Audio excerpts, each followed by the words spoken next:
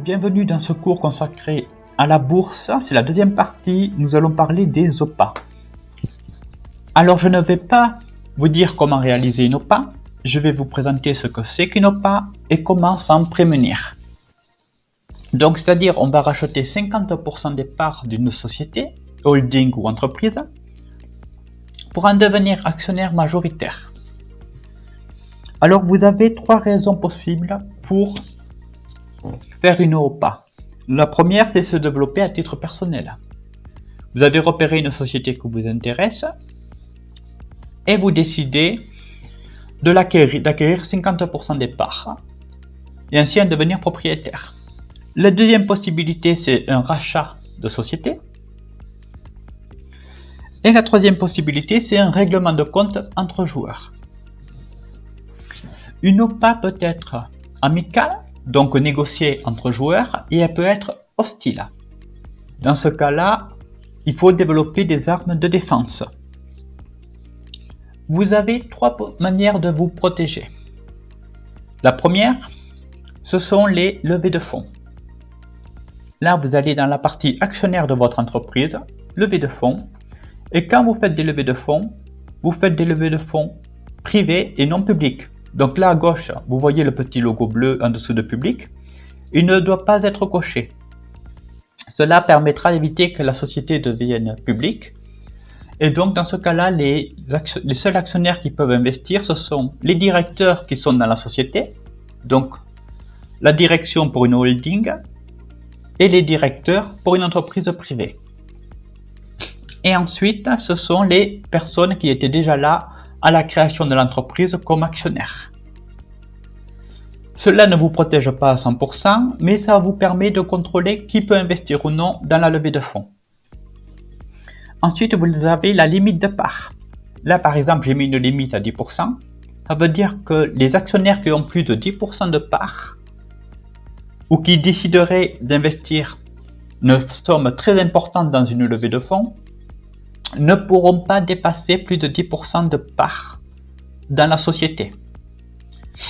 Donc si vous détenez vous-même 90% des parts, ça voudra dire que vous ne pourrez pas participer à la levée de fonds. C'est une protection contre les OPA hostiles que vous déclenchez si vous courez vraiment un risque pour votre société. La troisième possibilité, c'est si vous êtes attaqué lors d'une OPA, c'est de racheter votre propre entreprise. Donc dans ce cas-là, vous allez dans actionnaire à nouveau, ou sur la bourse, c'est pareil. Vous cliquez sur mettre en vente, vous confirmez, vous lancez le vote. Une fois que vous avez voté, vous allez sur acheter une entreprise. Hop, vous voyez, hop, entreprise ou holding, ça dépend des cas. Achetez une entreprise et vous la rachetez de suite. Dans ce cas-là, vous vous retrouverez seul actionnaire de la société, puisque en faisant cette action, vous rachetez toutes les actions. Si c'est une entreprise personnelle, vous pouvez rester comme ça et lancer des levées de fonds pour grossir. Si c'est une holding, il va falloir que vous fassiez rentrer un nouvel actionnaire.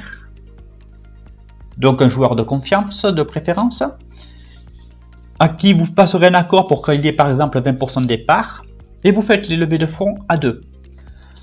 Donc, si vous souhaitez ensuite réaliser vous-même une OPA, pour cela vous avez besoin de connaître votre trésorerie, que vous avez ici, et votre patrimoine, ici. Le patrimoine en tant que tel n'est pas très important pour l'OPA, mais c'est ce qui va déterminer si vous avez les reins assez solides pour faire une OPA sur une société ou non. Car une OPA, si elle dure trop longtemps ou si vous la ratez, elle peut vous coûter très très cher et vous mener à la banqueroute. Donc, quand vous décidez de lancer une OPA, vous allez voir les sociétés dans la bourse ou au classement. Si elle est privée, vous voyez ici un petit point rouge. Par exemple, là, elle est privée. Vous allez dans Finance, vous allez voir le bilan et vous verrez ses capitaux propres. c'est ce que vaut la société. Et à partir de là, vous pouvez décider si vous faites une OPA ou non. Ensuite, si vous cherchez une cible qui serait plus facile à acquérir, vous pouvez aller voir s'il y a une société cotée en bourse. Dans ce cas-là, hop, vous allez dans bourse, levez, vous mettez public. Hop, là, par exemple, on a Ragnard qui a fait une levée de fonds public. Hop, on va aller voir plutôt ici. Vous voyez, elle est publique. Du coup, vous avez une page dans la fiche de l'entreprise. Bourse. Et là, vous avez les actionnaires principaux. Et si vous désirez lancer une OPA, vous devez calculer de manière à pouvoir acquérir 50% des parts de celle-ci. Voilà. Donc, pour résumer, pour protéger votre société, c'est levée de fonds privés, bien sélectionner vos actionnaires avec qui vous vous associez, si nécessaire, mettre en place une limite de parts, et si vous êtes en danger, vous lancez un ordre d'achat sur votre propre société. Et si vous pouvez faire aucun de ces quatre, vous allez chercher de l'aide auprès de joueurs plus importants qui auront les moyens de vous aider.